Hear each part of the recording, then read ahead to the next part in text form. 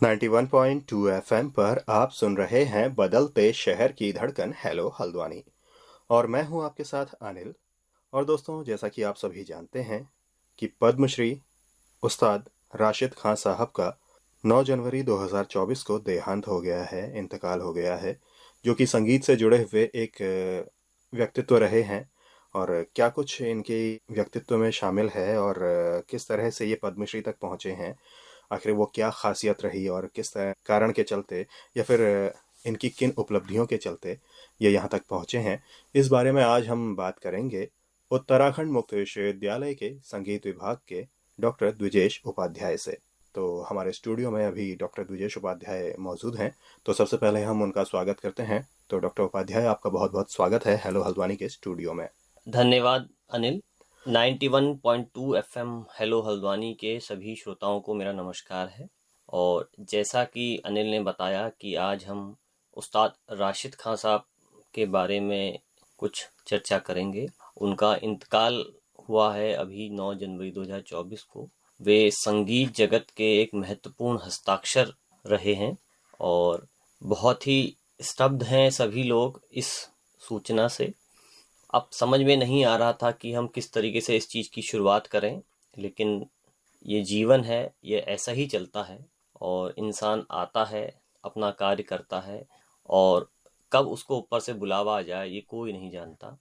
तो हम जब बात कर रहे हैं उस्ताद राशिद खान साहब की, तो एक बड़ा व्यक्तित्व है, बड़ा नाम है हमारे भारतीय संगीत में, विशेषकर शास्त्रीय संगीत में। लेकिन उन्होंने शास्त्रीय संगीत के साथ साथ संगीत की अन्य विधाएं, जैसे आपका जो सेमी क्लासिकल म्यूजिक होता है और जो हमारा बॉलीवुड में भी जो संगीत है, उस पे भी उनका बहुत योगदान रहा है, जिसकी चर्चा हम आगे करेंगे। डॉक्टर उपाध्याय, जैसे बात की उस्ताद राशिद खान साहब की कि इन्होंने शास्त्रीय संगीत के साथ साथ उपशास्त्रीय संगीत और बॉलीवुड में भी अपनी जो छाप है वो छोड़ी है।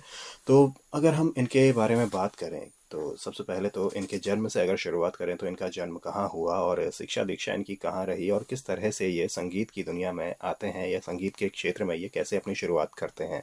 इनका जो जन्म है वो उत्तर प्रदेश के बदायूं में एक सहसवान एक जगह है, वहाँ पर 1968 में 1 जुलाई 1968 को इनका जन्म हुआ।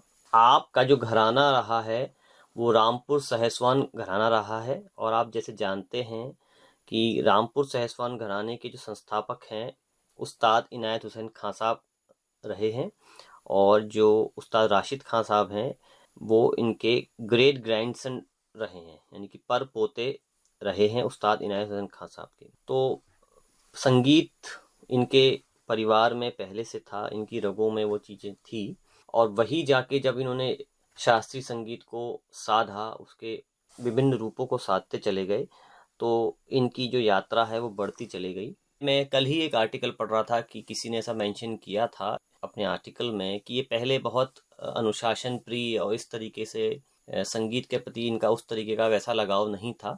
लेकिन जैसे जैसे समय बढ़ता चला गया और इन्होंने गिरजा देवी जी का जब गाना सुना, तो वहाँ से इनका कुछ चीज़ें ऐसी बदली कि ये फिर जो संगीत की जो साधना है उसमें ये लग गए और लगातार फिर अपने रियाज में, और बहुत से पहलू होते हैं जिसमें अनुशासन भी एक चीज़ है, उसमें ये आगे बढ़ते चले गए और उन्होंने कठोर तपस्या करी है। और आज जो ये मुकाम उन्होंने पाया है सब उसी की बदौलत है। ये एक बहुत ही महत्वपूर्ण विषय बन जाता है कि ऐसे लोगों को हम अपनी श्रद्धांजलि दें और संगीत जगत में जिन्होंने बहुत ही एक महत्वपूर्ण अपना एक मुकाम पाया है, तो हमारा एक कर्तव्य है कि हम ऐसे लोगों को याद करें। जैसे आपने बात की कि ये शास्त्रीय संगीत के साथ साथ उपशास्त्रीय संगीत में भी सक्रिय रहे और साथ ही फिल्म संगीत के साथ भी ये जुड़े रहे। तो आखिरकार शास्त्रीय संगीत में और उपशास्त्रीय संगीत में इनकी क्या कुछ उपलब्धियां रही और क्या कुछ वो कारण रहे जिनके चलते ये पद्मश्री के साथ ही और जो अन्य पुरस्कार हैं उनसे ये सम्मानित होते रहे हैं। तो वो क्या क्या पुरस्कार थे और किन कारणों के चलते ये उन पुरस्कार तक पहुंचे हैं, हमारे श्रोताओं के सामने आप एक बार ये भी बताने की। जैसा मैंने आपको बताया कि इन शास्त्रीय संगीत और उपशास्त्रीय संगीत दोनों में ही बहुत अच्छा नाम रहा है इनका। और शास्त्रीय संगीत में जैसे इन्होंने जो अपना शुरुआती शिक्षा प्राप्त करी और उसके बाद ये उसमें आगे बढ़ते गए और एक इन्होंने मुकाम पाया, ये उस्ताद कहलाए। उसी के चलते इनको 2006 में पद्मश्री और संगीत नाटक अकेडमी अवार्ड मिला और 2010 में इनको global Indian music academy award मिला।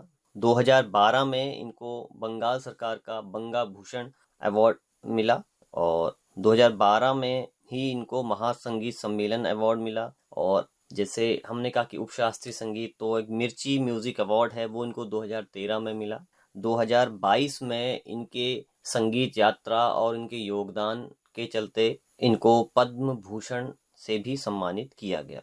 और जहाँ पे हम उपशास्त्रीय संगीत, बॉलीवुड संगीत की जब हम बात करते हैं, इन्होंने बहुत सी ऐसी जो हमारे बॉलीवुड में फिल्में बनी हैं उस पे भी इन्होंने अपना आवाज़ दी है वहाँ गानों में। जैसे एक जब वी मेट बहुत ही प्रचलित एक मूवी रही है, आओगे जब तुम साजना, ये एक गाना है उसमें जिस पे इन्होंने अपनी आवाज़ दी है। और इसी तरीके से ऐसी बहुत सी बॉलीवुड की मूवीज़ हैं जिनमें इन्होंने अपनी आवाज़ दी है।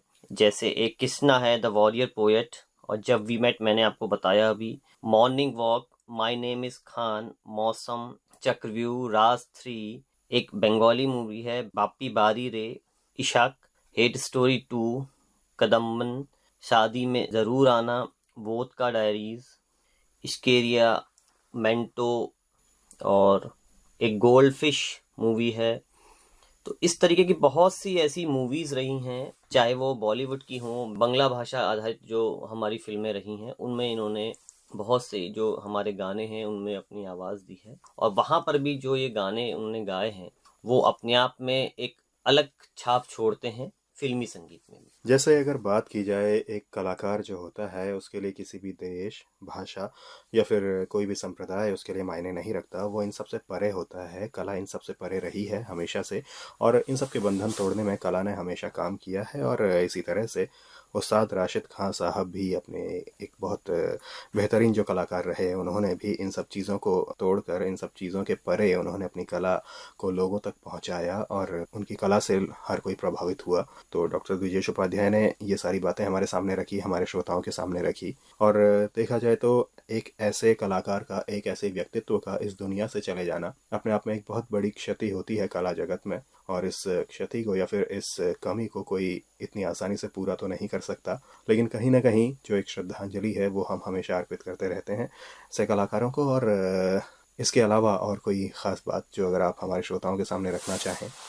बस यही है कि आज हम 91.2 FM हेलो हल्द्वानी के माध्यम से, उत्तराखंड मुक्त विश्वविद्यालय के माध्यम से उस्ताद राशिद खान साहब को अपनी विनम्र श्रद्धांजलि देते हैं। और जैसा कि आपने कहा कि संगीत जगत में ऐसे लोगों का चला जाना ऐसी क्षति होती है जिसकी भरपाई नहीं की जा सकती है। लेकिन ये जीवन है, जैसे मैंने पहले भी कहा, लोग आते हैं, लोग जाते हैं, वे अपनी छाप छोड़ जाते हैं और वो प्रत्यक्ष रूप से ना सही, अप्रत्यक्ष रूप से इस संसार में जीवित रहते हैं। चाहे वो अपना जो उन्होंने कार्य किए हैं शास्त्रीय संगीत को लेकर, और जो साधना की है उन्होंने, और संगीत के दूसरे क्षेत्रों में भी, जैसे हमारा उपशास्त्रीय संगीत है, बॉलीवुड संगीत है, वहाँ पर भी जो इन्होंने जो कार्य किए हैं, वो उन कार्यों की वजह से हमेशा इस संगीत साधक के रूप में याद किए जाते रहेंगे और वे अमर रहेंगे, ऐसा मेरा मानना है। और पुनः पुनः हम उनको श्रद्धांजलि अर्पित करते हैं। तो डॉक्टर द्विजेश उपाध्याय, आपका हमसे और हमारे श्रोताओं से बात करने के लिए बहुत बहुत शुक्रिया, धन्यवाद।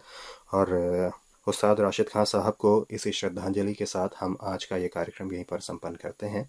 फिर आपसे मुलाकात होगी, तब तक के लिए दीजिए इजाज़त।